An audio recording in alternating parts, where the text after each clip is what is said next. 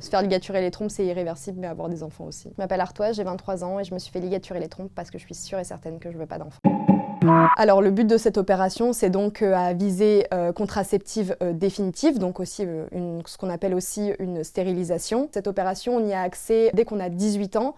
Le seul critère, c'est donc de ne pas être sous tutelle et de respecter un délai de réflexion de 4 mois. Il y a beaucoup de désinformations, de mauvaises informations par rapport aux médecins. Ils disent que c'est pas possible, que c'est interdit si on n'a pas eu d'enfant, si on est trop jeune, etc. Il y en a aussi certains qui ne sont pas au courant qu'en fait dès 18 ans, on peut y avoir accès. Je suis passée par pas mal de groupes sur les réseaux sociaux et j'ai aussi eu la chance de trouver un peu mon âme sœur sur Twitter qui a posté un témoignage et qui m'a orientée là où elle était allée. On m'a proposé aussi de voir un ou une psychologue, chose que je n'ai pas faite parce que c'est facultatif et que j'en avais pas besoin, selon moi. L'opération en elle-même n'est pas douloureuse. On fait un petit trou au niveau du nombril et 2 petits trous dans le bas du ventre et sur l'un des côtés. Et du coup, on vient couper 2 morceaux de trompe et ensuite on les cautérise. Ça n'enlève absolument pas les règles. Mon utérus est toujours fonctionnel. Est-ce qu'on est obligé de congeler des ovocytes? Moi, on m'a pas du tout posé la question. Peut-être que si on me l'avait posé, j'y aurais réfléchi, mais ça n'a pas été le cas, donc je l'ai pas fait. Est-ce que c'est réversible? Aujourd'hui, il y a des techniques qui commencent à se développer pour reconstruire les trompes, mais cette opération, c'est à visée donc, de stérilisation, donc non, c'est considéré comme irréversible. Oui, c'est totalement remboursé par la sécurité sociale, rien à payer, rien à avancer. Alors je me suis renseignée par curiosité, il semblerait que l'opération tout compris, ça aurait coûté à peu près 6 000 €. Moi, ça faisait donc plusieurs années que j'avais une contraception. J'ai d'abord eu une pilule pendant plusieurs années, mais ça ne me convenait pas.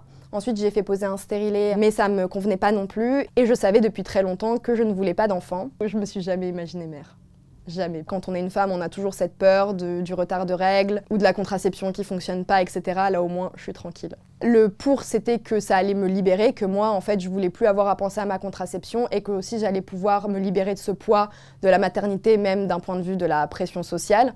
Le contre, c'était que c'était une décision qui était du coup définitive, potentiellement que j'allais être confrontée à beaucoup de négations, à beaucoup de moralisation, que ce soit par rapport à ma famille ou par rapport à mon entourage. J'ai aussi beaucoup été effrayée par ce qui s'est passé aux États-Unis et le fait qu'on soit revenu sur le droit à l'avortement. Et je me suis toujours dit, si un jour en France on est confronté à ça, au moins moi j'aurais sauvé ma peau. Oui, j'ai pris des réflexions même parfois de personnes où je m'y attendais pas.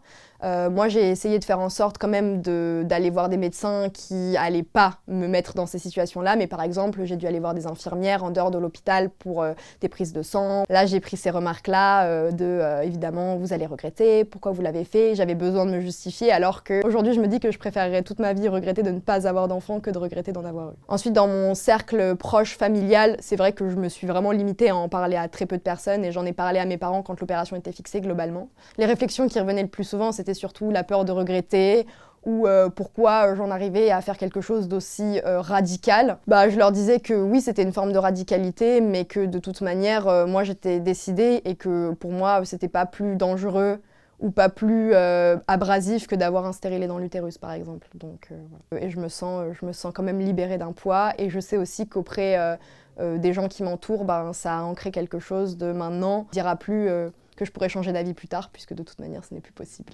Le but, c'est pas du tout de faire culpabiliser les femmes qui ont des enfants, qui veulent en avoir. C'est surtout d'informer pour les femmes qui se poseraient des questions, ou les personnes qui sont curieuses de savoir que c'est possible, que vous ayez des enfants ou pas, si vous êtes majeur. Vous y avez le droit, vous y avez accès. Et c'est important de le savoir parce que on vous le dit pas forcément.